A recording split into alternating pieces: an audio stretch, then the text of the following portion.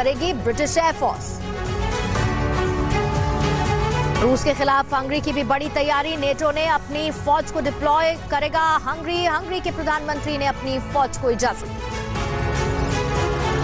रूस के हमले पर यूक्रेन का बड़ा दावा, 1500 से ज्यादा घर और 34 अस्पताल तबाह, यूक्रेन के राष्ट्रपति जेलेंस्की के सलाहकार का दावा। रूस यूक्रेन युद्ध में 406 लोगों की मौत हुई, अब तक 801 लोग घायल, 27 बच्चों ने भी जंग में जान गंवाई है, यूएन की रिपोर्ट में खुलासा। इरपिन में पत्रकार ने एक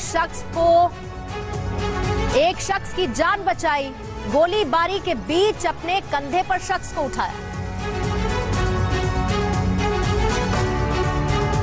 रूस यूक्रेन युद्ध पर पेंटागन के हवाले से बड़ी खबर, यूक्रेन में लड़ रहे रूसी सैनिकों का हौसला गिरा, रूसी सैनिकों को अपने मिशन के बारे में जानकारी नहीं। यूक्रेन के मददगार देशों पर रूस की नजर, गुपचुप तरीके से हथियार देने वालों पर रूस की नजर, रूस की खुफिया एजेंसी ने मददगार देशों की जांच शुरू की।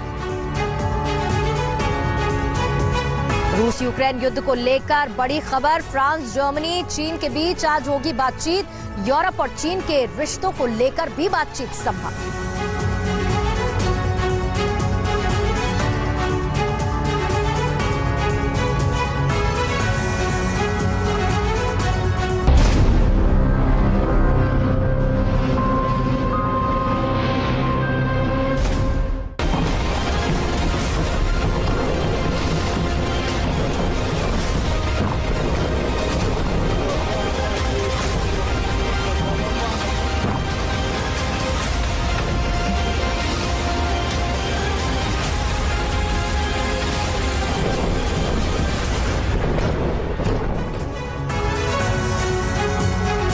स्वागत है आप सभी का और इस बड़ी खबर पर। ये बड़ी कवरेज टीवी 9 भारतवर्ष की लगातार जारी है। ग्राउंड जीरो से तस्वीरें, ग्राउंड जीरो से रिपोर्ट। और रूस यूक्रेन के बीच छिड़े युद्ध का आज है 13वां दिन। 13 दिन से लगातार बारूद बरस रहा है, धमाके हो रहे हैं, सैनिकों और बेगुनाह नागरिकों का खून बह रहा है। तस्वीरें इस वक्त आपको दिखाएंगे यूक्रेन के 13 शहरों की, जहां पिछले 24 घंटे में तबाही और टकराव की जो तस्वीर देखने को मिली है वो परेशान करने वाली है। Kyiv, Kharkiv, Luhansk, Donetsk, Nikolaev, Zhytomyr और या फिर वेसेलकीव, बांक्वा, इरपिन और ओडेसा, इसके साथ ही चेरनिहिव, जेवरिची और इसके साथ ही बोरयांका। कहीं आसमान से बम, रॉकेट, मिसाइलें बरस रही हैं तो कहीं बारूद बरसने के बाद तबाही मची है। खौफनाक मंजर नजर आ रहा है, लेकिन 13 दिन से जारी ये युद्ध रुकने के कोई आसार नजर नहीं आ रहे हैं और हर बीतते दिन के साथ युद्ध की विभीषिका दिखाती ये तस्वीरें और परेशान करती जा रही हैं। आज युद्ध का 13वां दिन है।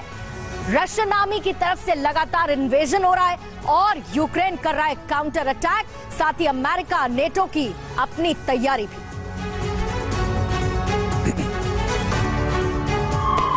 और इस वक्त शुरुआत कर रहे हैं एक बड़ी खबर के साथ। रूसी सेना के हमले में कीव के पास एक चर्च तबाह हो गया है।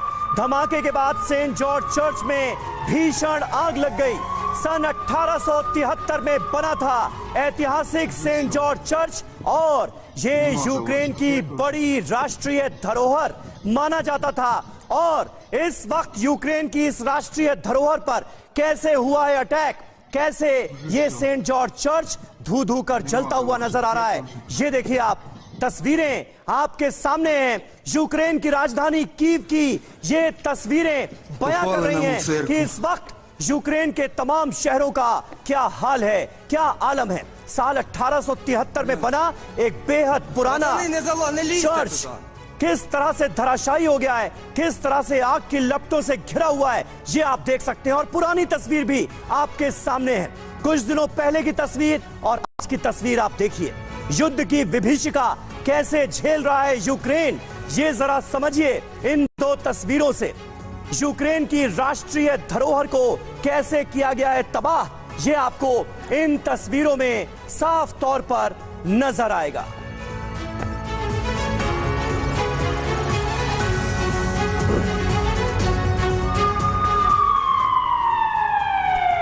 और वॉर जोन में सायरन बज चुका है। इसी के साथ एक बड़ी खबर आ रही है, उसका रुख करते हैं इरपिन में। रूस की जबरदस्त बमबारी देखने को मिली है। रूसी अटैक में इरपिन में चर्च तबाह हो गया है और चर्च के तबाह होने की ये तस्वीरें सामने आई है। इन तस्वीरों के जरिए समझने की कोशिश करिए कि इस युद्ध में कुछ भी नहीं बच रहा है। स्कूल हो, कॉलेज हो, एयरपोर्ट्स हो, सैन्य अड्डे हो और अब चर्च को भी निशाना बनाया गया है। और तस्वीरें आप इरपिन की देख रहे हैं जहां रूस की जबरदस्त बमबारी देखने को मिली है और इस बमबारी में चर्च पूरी तरह से तबाह हो गया है। और देखिए दो तस्वीरें इस वक्त हम आपको दिखा रहे हैं, एक कीव की तस्वीर है और एक तस्वीर है इरपिन की। दोनों जगह के ये ऐतिहासिक चर्च इस वक्त तबाही देख रहे हैं। एक तरफ आग की लपटें हैं, दूसरी तरफ हवाई बम बरसाए गए हैं और इस तरह से ये चर्च जो है उसके आसपास का इलाका पूरी तरह से तबाह हो गया है। तो ऐसी जो धरोहर यूक्रेन की थी, ऐतिहासिक धरोहर, वो भी इस युद्ध की आहुति में जलती दिख रही है। और सबसे बड़ी बात यह है कि अब इस वक्त इन शहरों में कोई भी व्यक्ति ऐसा नहीं बचा है जो ये चाहता हो कि यहां पर वो रहे। बजाय इसके जो लोग युद्ध करना चाहते हैं, जो रूस की सेना का सामना करना चाहते हैं, ज्यादातर लोग इन शहरों को खाली कर रहे हैं। और अब यहां से तस्वीरें ऐसी ही निकल रही हैं, तबाही की, बर्बादी की और वीरान सड़कों की। सर, तस्वीरें एक तरफ आ रही हैं, लेकिन ये जो बर्बाद यूक्रेन है, ये जो पूरी तरह से बर्बाद हो रहा यूक्रेन है, ये किसी के किस काम का बचेगा? देखिए, सबसे बड़ी जब कीव कब्जा हो जाता है और कौन वहां सत्ता पर काबिज होता है, ये बड़ा महत्वपूर्ण रहेगा। अगर रूस नहीं, अभी तो साफ दिख रहा है कि रूस के या रूस समर्थित सरकार ही वहां होगी। इसके बाद और ज्यादा विकट स्थिति होने जा रही है। क्यों, ऐसा क्यों लगा? क्योंकि सैंक्शंस लगेंगे, सैंक्शंस लगे रहेंगे रूस के ऊपर भी, सैंक्शंस यूक्रेनियन सरकार के ऊपर भी रहेंगे, तो उन्हें लाना होगा एक्स्ट्रा रिसोर्स। तो ये रिकंस्ट्रक्शन की जिम्मेदारी रूस की होगी, उस सरकार की होगी जो रूस के समर्थन से बनी? थोड़ा सा मेरा विचार थोड़ा सा डिफरेंट है। रीजन ये है कि जो भी है वो आर्थिक स्केल पे है, क्योंकि जो यूरोपियन कंट्रीज हैं उनका ऑयल और पेट्रोलियम रशिया से जाता है और उसकी कीमत मात्र सिर्फ हम तेल ही क्यों देखें, रूस की भी हालत अंदर से दबाव बहुत है। स्टॉक मार्केट अब तक नहीं खोल रहे हैं, डरे हुए हैं कि खुलते ही पता नहीं क्या क्या भूकंप आ जाए वहां। निश्चित रूप से, लेकिन ये ऑयल रिक्वायरमेंट जो है यूरोपियन कंट्री की वो तो बनी रहेगी ना, उसका स्वैप नहीं कर सकते। और अमेरिका से अगर वो आता है ऑयल या पेट्रोलियम तो उसकी कीमत 4 गुना। ऐसे में रूस कितने दिन और सरवाइव कर सकता है? कितने दिन और युद्ध इसी तरह से चलता रहेगा? कितने अभी और आर्थिक और राजनीतिक प्रतिबंध रूस के ऊपर लगाए जाएंगे? आखिर कितना झेल सकने की कैपेसिटी है रूस की? देखिए, रूस उतने दिन सरवाइव करेगा सैंक्शन के साथ जितना नॉर्थ कोरिया सरवाइव कर चुका है, जितना ईरान सरवाइव कर चुका है। सैंक्शंस का इतना कुछ देर के लिए होता है, लेकिन हर देश फिर अपने अपने रास्ते ढूंढता है। मैं एक धार्मिक स्थल को जो बर्बाद हुआ है उसके विषय में बोलना चाहता हूँ। देखिए, इस युद्ध में अगर एक एस्पेक्ट युद्ध का हिस्सा नहीं है वो धर्म है, क्योंकि यूक्रेनियन और रशियन दोनों ऑर्थोडॉक्स क्रिश्चियंस हैं और जो रिलीजियस आइकॉनिक साइट्स यूक्रेन में हैं या रशिया में, दोनों की मान्यता उनके ऊपर है। तो कम से कम एक चीज तो है जिसमें लड़ाई नहीं हो। लेकिन इस एक एस्पेक्ट पे लड़ाई नहीं हो रही, लेकिन लड़ाई देखिए किस तरह से आगे बढ़ रही है। बड़ी खबरें लगातार आ रही हैं रूसी सेना पर यूक्रेन के जवाबी एक्शन का। जो लेटेस्ट वीडियो आया है, यूक्रेन के जवानों ने एंटी टैंक मिसाइलें दागी हैं। निकोलेव इंटरनेशनल एयरपोर्ट के सामने की ये तस्वीरें इस वक्त आप देख रहे हैं, जहां पर एयरपोर्ट की छत से यूक्रेन आर्मी ने पलटवार किया है, काउंटर अटैक किया है। आवाज आपको सुनाई दे रही है। मिसाइलों से रूस के कई आर्म्ड व्हीकल्स को तबाह कर दिया है। तो एक तरफ जहां पर रशिया अग्रेसिव अप्रोच में आगे बढ़ता जा रहा है, इरपिन की तस्वीरें हम आपको भी दिखा रहे हैं, वहां कैसे तबाही मची और फिर कीव का रास्ता पकड़ रही है रशियन आर्मी। लेकिन उसी बीच में यूक्रेन की तरफ से भी काउंटर अटैक जारी है। भयावहता की ये तस्वीरें युद्ध के मैदान से एक्सक्लूसिव इस वक्त आप देख रहे हैं, तस्वीरें बता रही हैं कि कैसी तबाही मची है। 13वां दिन है आज युद्ध का, यूक्रेन भी काउंटर अटैक कर रहा है। लेकिन इसी बीच में एक और तस्वीर देखिए जवाबी एक्शन का, ये लेटेस्ट वीडियो यूक्रेन का।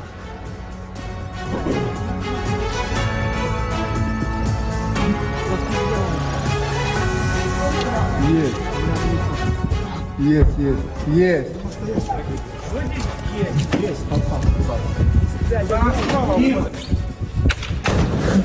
तो ये जोरदार पलटवार इस वक्त जारी है, आवाज आपको सुनाई दे रही है और हमला किया है काउंटर अटैक। सिन्हा सर, अभी अभी यहाँ पर जो बात हो रही थी सैंक्शंस की, अब ये बताइए, ये तो क्लियर है, आप कह रहे हैं कि अभी ये युद्ध कितना भी लंबा चले रशिया को फर्क नहीं पड़ता है, रशिया उसी तैयारी के साथ है, रूबल गिर रहा है, सब कुछ, सारे सैंक्शंस लगे हैं। लेकिन इसमें क्या रशिया के उस गोल्ड रिजर्व की भी बात करनी होगी जिसकी तैयारी 2014 से उसने की, इस मंशा के साथ, इस स्ट्रेटेजी के साथ कि आने वाले वक्त में मुझे करना क्या? देखिए, आपने मैं बहुत खुश हूं कि आप तक केवल गोल्ड की बात की, कोई नहीं बात करता। देखिए, जैसे जैसे ये ये बढ़ेगा, दिन बढ़ेंगे, रशिया के फेवर में है।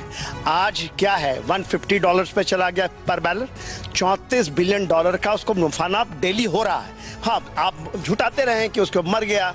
देखिए, पूरा यूरोप उसकी ऑयल एंड गैस को खरीद रहा है, उसने तो अभी बंद नहीं किया है। यूक्रेन से पाइपलाइन जाती हैं जो पोलैंड तक को, पूरे को, और कह रहे हैं उसका कोई अभी इरादा भी नहीं है। सुने, एक हमने दिया नहीं, एक प्लीज, जो गोल्ड की बात कर रही हैं, उसके पास इतना गोल्ड खजाना है कि पूरे विश्व के आप गोल्ड कर दीजिए रशिया के पास, और वो कह रहा है कि हम गोल्ड के ऊपर ट्रांजैक्शन करेंगे।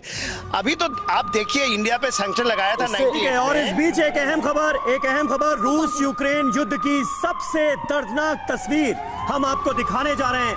बॉर्डर की ओर जाता नजर आया एक बिलखता हुआ बच्चा, यूक्रेन से पोलैंड बॉर्डर की ओर जा रहा ये बच्चा, ये तस्वीर जिसने भी देखी उसका दिल दहल गया। बच्चा अपने माता पिता से बिछड़ चुका है, इसकी आंखों में आंसू हैं, बच्चे के हाथ में कुछ खिलौने और चॉकलेट नजर आ रही हैं, और ये पोलैंड की ओर जाता हुआ नजर आ रहा है। ये तस्वीर देखिए।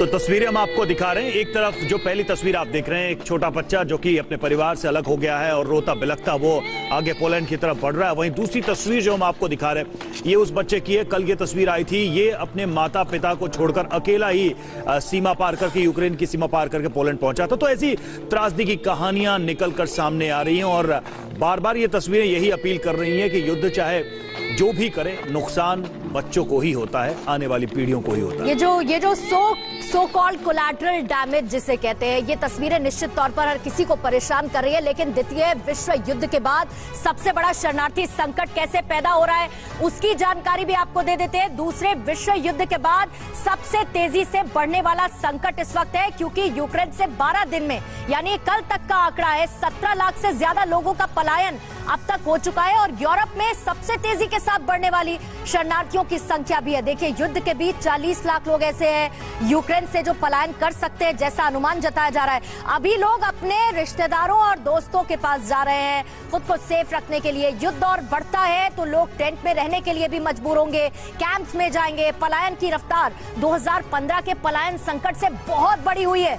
2015 आपको याद होगा, सीरिया, अफ्रीका, अफगानिस्तान से 13 लाख लोगों का पलायन हुआ था। गरीबी और युद्ध के डर से यूरोप में बड़ी संख्या में शरणार्थी पहुंचे थे, और अब जो तस्वीर देखने को मिल रही है वो ये बता रही है कि उससे भी बड़ा ये शरणार्थी संकट सबके सामने है। बिल्कुल, और बड़ा शरणार्थी संकट है, और लगातार लोगों का पलायन हो रहा है। और कुछ और ग्राफिक्स के जरिए हम डाटा आपको दिखाते हैं कि इस युद्ध संकट में जो मासूम है उनके आंकड़े क्या कहते हैं। 3,78,000 बच्चे रूस यूक्रेन युद्ध से प्रभावित हुए हैं। रूस यूक्रेन जंग में अब तक 211 स्कूल तबाह हो गए हैं। दो देशों के युद्ध में अब तक 38 बच्चों की मौत हुई है, जबकि 71 बच्चे घायल हुए हैं, और इसकी संख्या आगे बढ़ने की आशंका है। बेसमेंट, मेट्रो स्टेशन में छिपे हुए हैं मासूम बच्चे, और इन जगहों पर छिपकर अपनी जान बचाने को मजबूर हैं। युद्ध वाले क्षेत्रों में बच्चों पर भारी मानसिक दबाव देखने को मिल रहा है, और साथ ही लाखों की तादाद में बच्चे बमबारी वाले इलाकों में फंसे हुए हैं, और बाहर निकलने का कोई रास्ता नहीं है, और धमाकों और मौत को करीब से देख रहे हैं ये बच्चे। बिल्कुल, और पलायन एक बड़ी त्रासदी बन गया है। यूक्रेन से तमाम लोग लाखों की संख्या में पलायन कर रहे हैं, और कौन कौन से मुल्क इनके जरिया बने हैं पहुंचने का, शरण देने का, वो आप देखिए। यूक्रेन से पलायन लगातार जारी है और पोलैंड का आंकड़ा जो है वो सबसे ज्यादा है, यानी सबसे ज्यादा यूक्रेन के लोग पोलैंड पहुंचे हैं युद्ध की विभीषिका का सामना करते हुए। इसके बाद स्लोवाकिया का नंबर है 1,28,000 से ज्यादा जो यूक्रेनियन लोग हैं उन्होंने शरण ली है स्लोवाकिया में।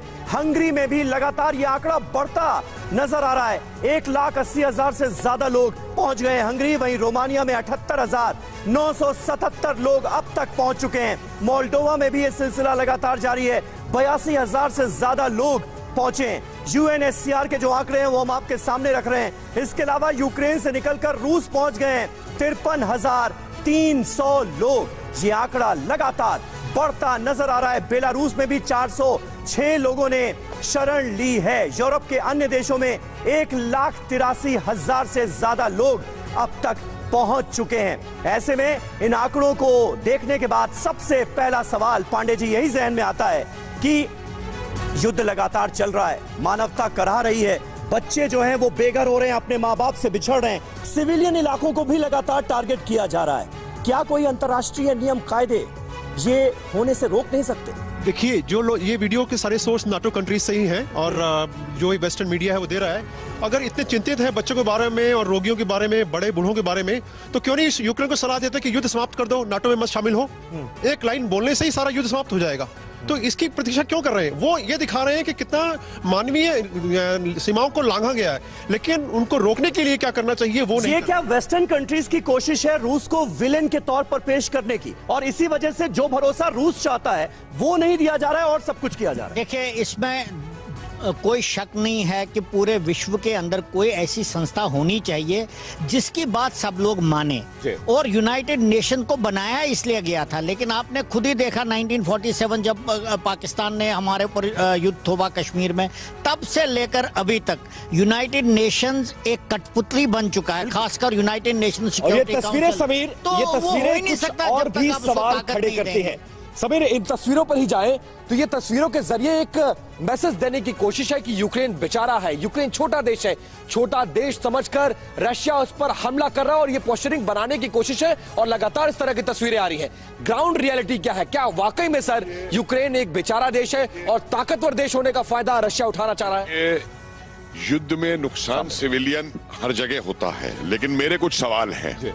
यूक्रेन बेचारा कैसा है जिसपे सबसे बड़े न्यूक्लियर प्लांट मौजूद थे यूक्रेन वो बनाने के लिए, जहां बायोलॉजिकल वेपन्स बन रहे हैं अमेरिका के हैं, और वो बेचारे नहीं थे हिरोशिमा नागासाकी के जिन पे अमेरिका ने बम फटवाए थे युद्ध अंत करने के लिए। तो सारे बेचारे यही लोग हैं। अगर एक गोरा मारा जाता है ये भूल गए जिन इनके जर्नलिस्ट को गले काट काट के आईएसआईएस ने मारा था, उस पे तो अल्लाह बचा। यहाँ रुकेंगे क्योंकि सायरन बज चुका है। पूर्णिमा, बड़ी खबर। और जो आज भी औरतियां बिकती थी बाजार के अंदर, उनके ऊपर इन्होंने क्या किया? एक तरह का कपिल सर आप कह रहे हैं, एक तरह का नैरेटिव सेट करने की एक कोशिश हो रही है। देखिए, बड़ी खबर इसी बीच में एक और बही है, मानवता पर प्रहार होती हुई रूसी बमबारी में 7 साल के यूक्रेनी बच्चे की मौत हुई है। स्कूल में रूसी हमले में एलिसा की जान चली गई है। हमले के बाद अपनी पोती को बचाने की कोशिश में दादा करीब गए, उनकी भी मौत हो गई। उस वक्त हालांकि बच्ची बच गई, लेकिन अगले दिन इस बच्ची ने दम तोड़ दिया। एलिसा की तस्वीर आप देख रहे हैं, 7 साल की एलिसा की जान चली गई है इस बमबारी में। तो ऐसी ऐसी तस्वीरें निकल कर आ रही हैं पूर्णिमा, और निश्चित तौर पर मानवीय संकट है ये। और इस वक्त एक और बड़ी खबर आ रही है, कीव पर कब्जे के लिए रूसी फौज रीग्रुप हो गई है। यूक्रेन की आर्मी का दावा है कि कीव पर हमले के लिए रूसी फौज ने सबसे घातक यूनिट्स इस्तेमाल का प्लान बनाया और इनमें एलीट चेचन फाइटर की स्पेशल रेजिमेंट भी होगी। इसके अलावा वैगनर ग्रुप के किराए के सैनिक भी हमले में शामिल करने का प्लान है। ये थोड़ी खबर अजीब लग रही है क्योंकि कीव से हमारे साथ हमारे सहयोगी जुड़ चुके हैं अभिषेक, ये जो खबर आ रही है कि एक फाइनल तैयारी चल रही है रूस की तरफ से और इसमें जो है चेचन लड़ाकों को भी शामिल किया जा रहा है, क्या जानकारी है आपके पास है अभिषेक इस खबर के बारे में? और फिलहाल कीव की सिचुएशन है क्या, कितनी दूरी पर रशियन फौजें हैं, कितना वक्त उनको लग सकता है, इतना डिले वो क्यों कर रहे हैं, इसके बारे में क्या इंफॉर्मेशन है अभिषेक? देखिए, सबसे अहम बात यह है कि कीव समेत 5 ऐसे शहर हैं यूक्रेन के जहां पर फाइनल असॉल्ट की तैयारी है। और ये जानकारी जो है यूक्रेन की जो आर्म फोर्सेज है उनके हवाले से आई है कीव है, खारकीव है, इसके बगल में चेरनीहिव है, कीव के बगल में सूमी है, मारियापोल है, माइकोलेव है। इन शहरों पर बड़े असॉल्ट की तैयारी है। और देखिए कीव के पास ही अभी एक यूक्रेन की एयरफोर्स ने दावा किया है कि उन्होंने एक लड़ाकू विमान को मार गिराया है रशियन एयरफोर्स के। तो यहाँ पर कीव की ओर लगातार आगे बढ़ती जा रही है रूस की सेना। और यहाँ से 30 किलोमीटर दूर है इरपिन और बूचा के बीच में बहुत ही जबरदस्त लड़ाई है। पूरा इरपिन खाली हो चुका है, इसी कीव का आउटस्कर्ट्स कह सकते हैं। लोग पैदल इरपिन से अभिषेक कितने दिन और, अभिषेक कितने दिन और, क्योंकि लगातार ये कहा जा रहा है अभिषेक कि अगर ये युद्ध 10 दिन और खिंच गया तो नाटो कंट्रीज भी इसमें डायरेक्टली इन्वॉल्व हो जाएंगे, एटमी जंग में भी ये बदल सकता है आपके हिसाब से, क्योंकि आप लगातार यूक्रेन के अलग अलग शहरों में जा रहे हैं। कितने दिन और? देखिए मुझे ऐसा लगता है कि अब वो कीव के करीब आ रहे हैं, लेकिन उनका पूरा फोकस अभी साउथ पे था। साउथ पे आप देखेंगे तो वहां पर उन्होंने खेरसान कंट्रोल में कर लिया है, ओडेसा पर उनका स्ट्राइक लगातार जारी है, माइकोलोव पर भी वो उनके अटैक हो रहे हैं, मारियापोल को उन्होंने घेर रखा है, पूरा उन्होंने साउथ कंट्रोल किया हुआ है। अगर आप खारकीव के पास करें तो लुगांस और दोनेत्स्क से भी आगे बढ़ते जा रहे हैं। यहाँ पर कीव के ऊपर पड़ता है चेरनीहिव से वो आगे बढ़ रहे हैं। तो ये स्ट्रेटजी मुझे लगती है, साउथ घेर चुके हैं वो, खारकीव के आसपास का इलाका घेर चुके हैं। और अब ये जो फाइनल असॉल्ट की बारी इसीलिए कही जा रही है कि अब उनका टारगेट कीव है, कि अगर वो कीव के अंदर एंटर कर जाते हैं तो लड़ाई ओवर हो जाएगी। कीव का जो फ्रीडम स्क्वायर है लोगों की वहां स्थिति पर आपको क्या नजर आ रही है? क्योंकि जो हम आंकड़े बार बार दे रहे हैं, लोग पलायन कर रहे हैं, वो संख्या बहुत ज्यादा है, बच्चे इससे प्रभावित हो रहे हैं, वो संख्या बहुत ज्यादा है और परेशान करने वाली तस्वीरें नजर आ रही है युद्ध स्थल से। बिल्कुल ठीक है, आप कह रही हैं कि कीव से बहुत तेजी से पलायन हो रहा है। कीव से पैदल जाते हुए हमने लोगों को देखा है, जिनको साधन नहीं मिल सका वो पैदल निकल लिए। और अभी आप देखिए कीव की सड़कें एकदम सन्नाटा छाया हुआ, एक दो लोगों को देख करके छोड़ करके कोई यहाँ दिखाई नहीं पड़ रहा। सारी दुकानें, सारे स्टोर सब बंद है, एकदम सन्नाटा। और ये इसीलिए है क्योंकि लगातार यहाँ पर कीव पे खबरें पहुंच रही हैं कि जो लड़ाई कीव के आउटस्कर्ट्स में चल रही है, मैंने अभी आपसे इरपिन और बूचा का जिक्र किया, वो बहुत ज्यादा इंटेंस होती जा रही है। वहां की पूरी पॉपुलेशन, वहां से कल एक तस्वीर आई थी कि एक पुल के नीचे, एक टूटे हुए पुल के नीचे इरपिन के लोग खड़े थे अपनी जान बचाने के लिए, फिर वहां से उनको इवैक्यूएट कराया गया। तो लगातार इवैक्यूएशन चल रहा है। कीव से भी कहा गया है कि लोगों को जल्दी हो उसके निकले, और फॉरेनर से समेत जो स्टूडेंट्स हैं वो सब कीव छोड़ चुके हैं। ठीक है अभिषेक, बहुत शुक्रिया। आप लगातार ग्राउंड जीरो से हमें रिपोर्ट देते रहिए। और जो हालात हैं उसमें यह है कि लगातार लोग पलायन कर रहे हैं और रशिया दबाव बढ़ाने की कोशिश कर रहा है। एक बड़ी खबर का रुख करेंगे। युद्ध के बीच रूस के सामने नए चैलेंज आ रहे हैं। ऑस्ट्रेलिया ने कई नए प्रतिबंधों की घोषणा कर दी है। साउथ कोरिया ने रूसी सेंट्रल बैंक पर रोक लगाई है। जापान ने रूस बेलारूस पर कड़े प्रतिबंधों का ऐलान किया है। एनर्जी सेक्टर में भी बैन की तैयारी में कई देश हैं। तो रशिया को आर्थिक प्रतिबंधों के जरिए घेरने की कोशिश। सेना सर, मैं यही जानना चाहूंगा कि युद्ध का 13वां दिन लगातार प्रतिबंध पे प्रतिबंध, तमाम देश उसका बाइकआउट कर रहे हैं, उसके बावजूद रशिया के रुख में कोई परिवर्तन नहीं है। इन प्रतिबंधों को कैसे देखें, क्या कोई असर पड़ने वाला है? देखिए, प्रतिबंधों को ऐसे देखें, 150 बिलियन डॉलर हो चुका है, रशिया कहता 300 बिलियन डॉलर जाएगा। रशिया को तो मुनाफा क्यों नहीं बंद कर देते? आप कहते हैं ना, नाटो भेज दो सेना, उसके तेल को काट दो, वो बस अभी उसको जर्मनी। लेकिन रशिया और यूक्रेन युद्ध का दुनिया पर असर पड़ना शुरू हो चुका है। जो इंटरनेशनल मार्केट में क्रूड ऑयल की कीमत $139 प्रति बैरल क्रॉस कर चुकी है, तो इंपैक्ट तो पूरी दुनिया में पड़ रहा है। मेरे भाई, उन्होंने, अमेरिका ने कहा कि जाइए सऊदी अरेबिया को, यूएई को, आप प्रोडक्शन बढ़ा लें। ऐसा नहीं है, प्रोडक्शन बढ़ाएं, वो बोलते हम नहीं बढ़ाएंगे। मैंने रशिया के साथ खड़े हैं ना। अरे भाई देखिए, ये पूरा का पूरा सारे पैसे कमाने की चक्कर है। और सब सर, लेकिन एक क्वेश्चन था, हम रूस के पर्सपेक्टिव से देख रहे हैं, लेकिन यूक्रेन ने भी फैसला किया है कि वो रेसिस्ट करेंगे। एक वॉर स्ट्रैटेजिस्ट की तरह अगर आप देखें तो यूक्रेन क्या वॉर डिजाइन कर रहा होगा, उसके जनरल्स क्या सोच रहे होंगे, जो सपोर्ट मिल रहा है उसका वो मैक्सिमम कैसे इस्तेमाल करेंगे, इसको प्रोलॉन्ग कैसे खींचेंगे, क्या उनकी रणनीति हो सकती है या होनी चाहिए? देखिए, पागलों की यदि उनको स्ट्रैटेजी नहीं पता है, कौन सा देश है आप बताइए, हमारी फौज भी है, पहले दिन आकर के बैठ जाओ, ह्यूमन शील्ड बनाओ कि मार्शल लॉ लगाओ, कोई नहीं जाएगा देश से। ह्यूमन शील्ड के पीछे, लड़कियों के पीछे छुपकर वॉर करना चाहते हैं। नहीं तो क्या पहले ही दिन जेलेंस्की को सरेंडर कर देना चाहिए था? बिल्कुल। तो आप मेरी बात सुने, आपने सवाल किया है, सुनिए मेरी बात। ठीक है, एक सेकंड।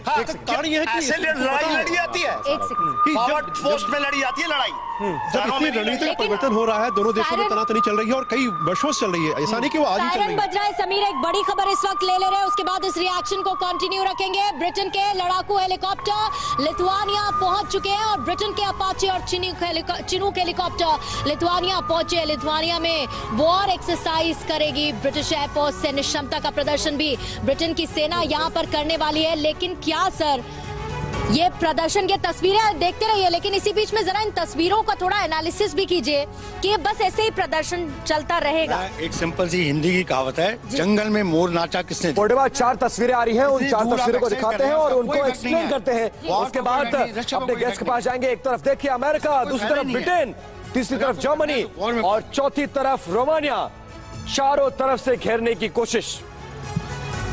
मैं एक बात बोलना चाहता हूँ, सिस्टम में ये बिल्कुल सर, ये डिस्कशन जारी रहेगा, बातचीत का सिलसिला जारी रहेगा और एक एक तस्वीरों का विश्लेषण भी जारी है। वहीं पुतिन की परमाणु फैक्ट्री की खासियत क्या है, ये आपको बताते हैं। न्यूक्लियर पावर प्लांट बनाना, ये देखिए रशिया की मजबूती की वजह आखिर क्या क्या है, ये आप देखिए। परमाणु फैक्ट्री की खासियत यूरेनियम माइनिंग करना। ये पुतिन की परमाणु ताकत का जब जब जिक्र होता है तो हमें यह समझना जरूरी है कि आखिर इसकी वजहें क्या हैं। न्यूक्लियर ईंधन बनाना, यह है पुतिन की परमाणु फैक्ट्री की खासियत। परमाणु ईंधन को सप्लाई करना ऐसे वक्त में जब यूक्रेन के न्यूक्लियर पावर प्लांट्स पर एक एक कर रूस कब्जा करता हुआ नजर आ रहा है। पुतिन की यह खासियत, रशिया की यह खासियत, इसके बारे में भी जानना जरूरी है। हाइड्रोजन एनर्जी, इसके अलावा एनर्जी स्टोरेज, ये तमाम वो खासियतें हैं जो पुतिन के मुल्क को और मजबूत बनाती हैं परमाणु ताकत के लिहाज से। इसके अलावा न्यूक्लियर मेडिसिन भी इसी में हम ऐड कर सकते हैं। और इसी के साथ यूक्रेन में रूसी सेना का आना भी लगातार जारी है और काफी संभलकर यूक्रेन में इस वक्त रूसी आर्मी घुस रही है। बख्तरबंद गाड़ियों के साथ घुस रही है रूसी सेना और जाहिर बात है ऐसे में जब काउंटर अटैक हो रहा है, एहतियात बढ़ती जा रही है। रूसी सेना की तरफ से बख्तरबंद गाड़ियों का इस्तेमाल हो रहा है, जो मुझे लगता है किसी भी वॉर एक्सरसाइज में बड़ी एक नॉर्मल प्रोटोकॉल है।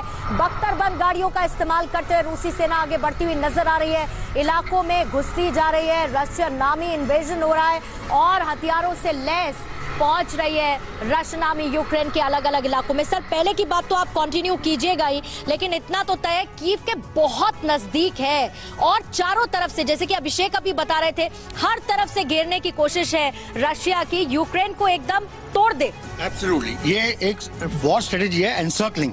आप दुश्मन को चारों तरफ से एनसर्कल करते हैं और बाहर से उसको धीरे धीरे उसके रिसोर्सेज खत्म करके फिर फाइनल अटैक करते हैं। तो आप देखिए, मेन चीज मैं आपको बताना चाहता हूँ, जो साउथ में भी बोला था कि साउथ में उन्होंने मैक्सिमम कब्जा कर लिया है, उसका रीजन है entire air defence system USSR के ब्रेकअप के बाद सारे जो हैं यूक्रेन पास सिर्फ मोरोपोलो में और ओडिशा में थे, ताकि साउथ को कवर किया जा सके। और वहां घेर चुकी है, उनके नॉर्थ में कोई एयर डिफेंस सिस्टम नहीं है। दूसरा, जो यूक्रेन की एयर ताकत है, जो एयरफोर्स ताकत है, वो बहुत लिमिटेड है। नहीं तो आपको मैं 2 दिन पीछे लेके जाता हूँ, जब रशिया के लॉन्ग कॉन्वॉय वेट कर रहा था एंटर करने के लिए, तो it was a easy target for the air to destroy. एक भी एयरक्राफ्ट यूक्रेन से लॉन्च नहीं हुआ, जबकि वो ओपन टारगेट थे। क्यों नहीं हुआ? क्योंकि रशिया का एयर डिफेंस जो चल रहा है साथ में स्ट्राइक कोर के, वो बहुत ही प्रोफिशिएंट है और प्रोमिनेंट है, कंट्रोल कर सकता है। इसमें जो है, यानी कि रशिया लीड बनाते हुए चल रही है। कम से कम जो उसका सिस्टम है, मिसाइल अटैक वो जैसे करे, उसमें एक स्टेप अहेड पोजीशन है। क्या किया जाता है? मल्टीपल अटैक की वजह से। तो आपको पहले एयर से सॉफ्ट करना पड़ता है ताकि उनकी जो एयर रेजिस्टेंस खत्म हो जाए। दूसरा, आप जो है surface to surface missiles launch करते हैं, फिर surface to air missiles employ करते हैं ताकि उनकी एयर अटैक ना आ सके। इन सब के होने के बाद अब आपकी आर्मी फ्रीली मूव कर सकती है, जैसे अभी दिखाया गया।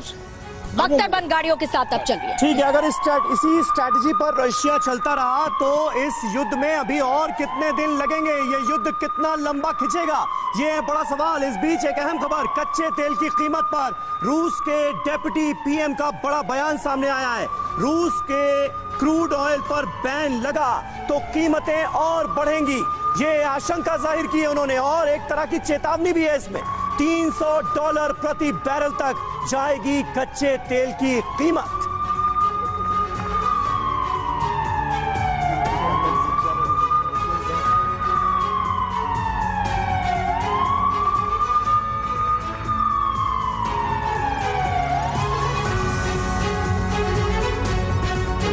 इस वक्त आप देख रहे हैं ऑयल ब्लास्ट कराएगा ये सवाल। रूस दुनिया का दूसरा सबसे बड़ा तेल उत्पादक देश है, प्रोडक्शन यहीं पर सबसे ज्यादा होता है।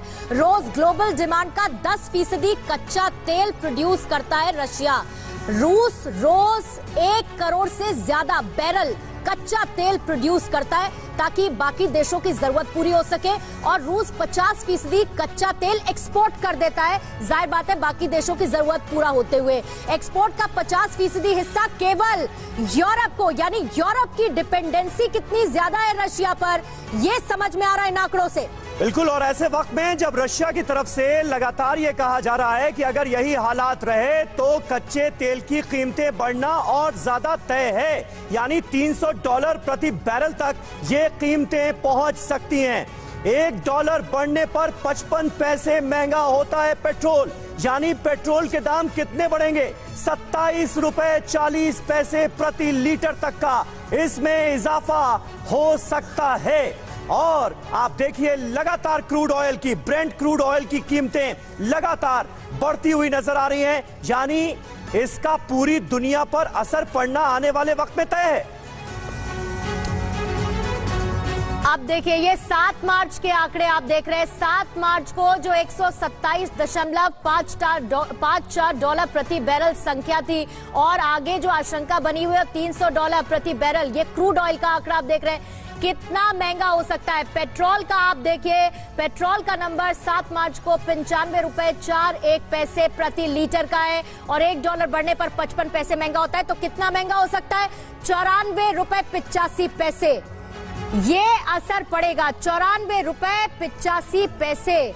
तो कुल मिलाकर किस तरह का असर पड़ता हुआ नजर आ रहा है प्रति बैरल अगर क्रूड ऑयल के दाम बढ़ते हैं, और उसका इंपैक्ट क्या होगा, ये इन आंकड़ों के जरिए आप इस वक्त देख रहे हैं। सर, अगर बाकी कंट्रीज की बात करें और मैं सिर्फ इंडिया की अगर बात करूं, ये आंकड़े इस वक्त चलते हुए जरा समझाइए। हम कह रहे हैं ये हमारा युद्ध नहीं है, लेकिन अगर पेट्रोल के दाम बढ़ेंगे क्रूड ऑयल के, तो असर तो भारत पर भी पड़ेगा, और तेल से सीधा सीधा अगर मैं कनेक्शन करूं तो वो इन्फ्लेशन का है, महंगाई भी बढ़ेगी, उसका असर हम पर कितना ज्यादा पड़ेगा? देखिए असर तो पड़ना ही पड़ना है, क्यों नहीं। आपने कहा 10% ही केवल प्रोड्यूस करता है ना, ओपेक देश बढ़ा दे प्रोडक्शन, सऊदी अरेबिया बढ़ा दे, अमेरिका चिल्ला रहा है, उसके पैर जोड़ रहा है, हाथ जोड़ रहा है यूएई को, कहता नहीं बढ़ाएंगे। मतलब है वो तटस्थ है, बोलता है कि हम आप बोलिए ना, एक चीज है कि हम अपना नेटो को नहीं बढ़ाएंगे, आप बोलती हैं कि रशिया ही सब प्रॉब्लम है, वो तो इसको वेपन यूज करेगा और करना चाहिए। मैं होता तो मैं यूज करता। हाँ, हम लोग कहेंगे कि भारत के अंदर में जो तराई आई है रशिया के कारण आई है।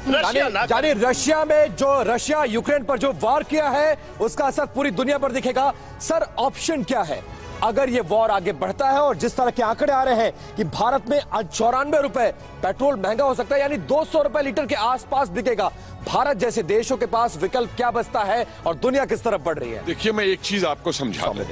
सबसे पहली चीज होती है देश हित और देश सुरक्षा। हम पे बड़ा धन था, हमने मंदिरों के अंदर सोमनाथ में बड़ा सोना चढ़ाया था, हमने सुरक्षा की व्यवस्था नहीं की थी, हम लुटते चले गए, गुलाम बनते चले गए। तो सबसे पहली चीज है आज देश की सुरक्षा। क्या होगा अगर मैं 2 दिन गाड़ी नहीं चलाऊंगा या हफ्ते में 4 दिन गाड़ी नहीं चलाऊंगा? नहीं, लेकिन जो ये तमाम देश कोविड की मार से पहले ही अर्थव्यवस्था जूझ रही है, उस बीच ये कितना भारी पड़ेगा? ठीक है, और देखिए सायरन बज चुका है, ब्रेकिंग सायरन ऑयल ब्लास्ट काम कर रही है। ऑयल ब्लास्ट को लेकर देखिए, रोज ग्लोबल डिमांड का 10% कच्चा तेल प्रोड्यूस करता है, हम बता रहे हैं आपको। और इस बीच देखिए खबर आ रही है कि रूसी रक्षा मंत्रालय ने जारी किया सेना के एक्शन का वीडियो।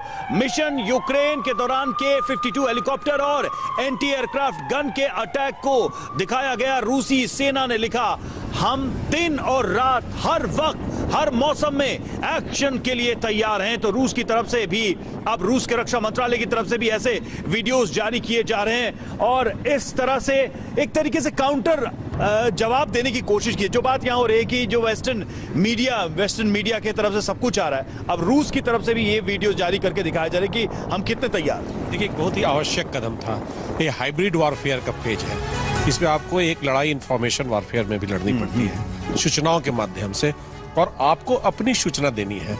नहीं तो अभी क्या हो रहा है, पूरा ग्लोबल पब्लिक ओपिनियन, जो हमारे कई वक्ता यहाँ पर बोल रहे हैं, कहीं ना कहीं से रूस के विपक्ष जाती दिखने लगी है।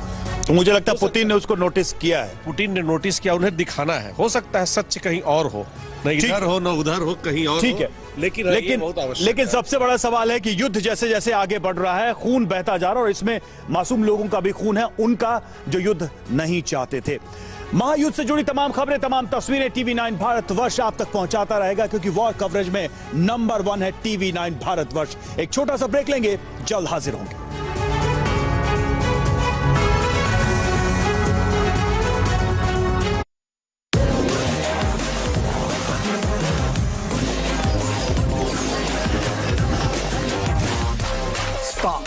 It's in me. मैं अपने